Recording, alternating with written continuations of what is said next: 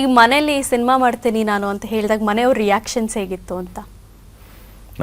Support ಮಾಡಿದ್ರ ಹೋಗು ಮಾಡು ಅಂತ? ಇಲ್ಲ, ನಮ್ಮ ಮನೇಲಿ ಬಿಲ್ಕುಲ್ ಇಷ್ಟ ಇರಲಿಲ್ಲ. ಹೇಳಿ ಕೇಳಿ ನಮ್ಮ ತಂದೆಯವರು ಹಳ್ಳಿಗಾಡಿಂದ ಬಂದಿರೋವಂಥವ್ರು.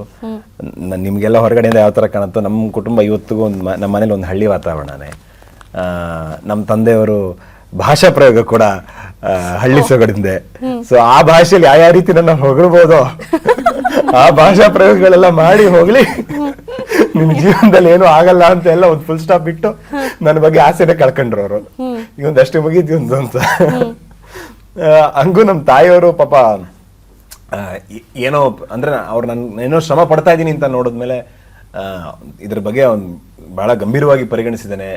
ಆ ನಿಟ್ಟಿನಲ್ಲೇ ಕೆಲಸ ಮಾಡ್ತೀಯಾನೆ, ಇಷ್ಟೊಂದು ಶ್ರಮ ತಗೊಂಡು ಮಾಡ್ತೀಯಾನೆ. ಸೊ ಒಂದು ತಾಯಿಯಾಗಿ ನಾನು ಸಪೋರ್ಟ್ ಮಾಡಬೇಕು ಅನ್ನೋದೊಂದು ಭಾವನೆ ಅವ್ರಿಗಿತ್ತು. ಅವ್ರು ನನಗೆ ಗೈಡ್ ಮಾಡೋರು. ಪಾಪ ಅವರು ನಾವು ಫಸ್ಟ್ ಆಫ್ ಆಲ್ ತುಮಕೂರಿನವರು, ಇಲ್ಲಿ ಪರಿಚಯ ಕಮ್ಮಿನೇ, ಚಿತ್ರರಂಗದ ಪರಿಚಯ ಇನ್ನೂ ಕಮ್ಮಿ. ನಮ್ಮ ಮನೇಲೆಲ್ಲ ಎಲೆಮರೆ ಕಾಯ್ತರ ಇರಬೇಕು ಅಂತ ಹೇಳಿಕೊಟ್ರವರು.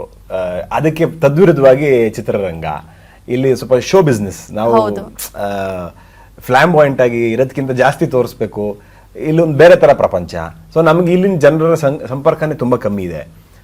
ಹಾಗಾಗಿ ನನಗೆ ಗೈಡ್ ಮಾಡೋದಕ್ಕೆ ಹಿಂಗ್ ಮಾಡ್ಬೇಕು, ಈ ತರ ಮಾಡ್ಬೇಕು ಅಂತ ಹೇಳೋರು ತುಂಬಾ ನಂಗೆ ಯಾರು ವಿರಳ.